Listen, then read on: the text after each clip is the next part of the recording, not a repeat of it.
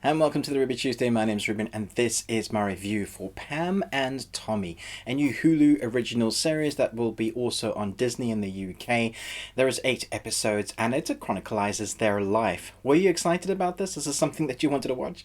Let me know in the comments below. Do give me a like and subscribe if you haven't yet. But for now, let's jump in. Follows the life story of Pamela Anderson and Tommy Lee's relationship going back to their whirlwind romance that started with them marrying only after knowing each other after 96 hours in 1996. There are certain movies and TV series where people have this saying of, oh, that story was made for them. You know, that was their one, that they just melted into the character. And I have to say, for Sebastian Stan, him playing Tommy Lee from the Motley Crue, or marrying Pamela Anderson, I thought he was phenomenal in this role. Also Lily James, I thought she was great, but not quite so much nailing the role of Pamela Anderson. Not that I know Pamela Anderson personally, but you know, you've seen her in Baywatch and various other films like Barbed Wire. Don't call me babe. For me, I thought out of the two, I thought Sebastian Stan was phenomenal, and then Lily James was great. But we're obviously following Pam and Tommy's life, their relationship, how they meet, and that doesn't start quite how you expect it to start. It more follows another character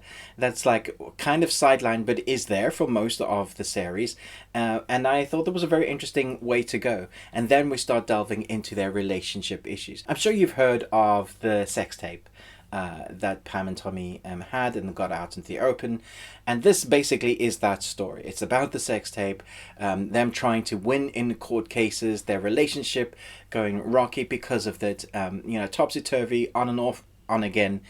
But what the story is their drama. That's where I guess it focuses on, is the drama of the relationship and how that's shown to us. It doesn't shy away from anything that happened from as far as we know. I think if you get to episode 2 and you're still watching at the end of episode 2 and you want to carry on, then you'll be alright. Because episode 2 is one of the weirdest and strangest things I've seen on film, as well as, okay, there's going to be a lot of sex, there's going to be a lot of nudity, profanity, drugs, you name it. It's a proper adult series.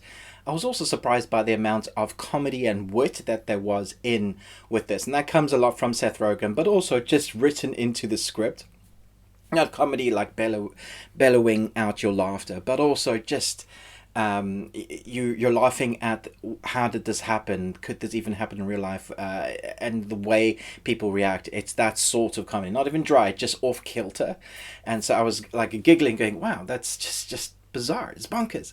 It leaves you feeling off edge, and at the same time you're realizing that, oh wait, this is based on a true story. I'm sure a lot of it is embellished. It has to be, because obviously it's 8 episode, like the drama, but I know that they've tried to take what they know and put this into a real series, so that's interesting. It's filmed immaculately. There's some creative shots. The acting, again, I said once again, is phenomenal. But the performances here are what drives the story forward. It's really Sebastian Stan nailing every moment, from his outlandish character to the way he is okay with being naked on screen. It just it's like it was his second skin, from the way he acts to the way he is, totally believable as a drummer. All of that, it just personifies that character, and so puts you in the shoes of what's going on. It is a tragic story. It's a sad love story, which I think they've managed to encompass within the story and the editing very well. The score itself is also a character in this series, and I was surprised by how it kind of led the audience to know where we are in time. Even though it's not exactly accurate, it just feels right for when it is in the 90s. It puts you in the zone, in the mood, and you're watching these scenes progress, and then another score will come on and you're like, yeah, this is really making sense. But I will say, once again, it is totally an adult series. There's a lot of sex and nudity, and some violence, some dry comedic timing, but as a whole, it's a very interesting watch. I do think it drags a little bit in the middle, and I probably would have shaved a couple of episodes off. I don't think we needed to see everything or know everything that was going on within that story. We got the idea. Had it been a contained 6, it would have been that much better. But I really appreciated the acting. I think if they don't get nominated for their roles, at least in this, or as a contained story, I'd be very surprised, because it's very well put together. So I'm going to give this 4.5 Nicolas Cages out of 5.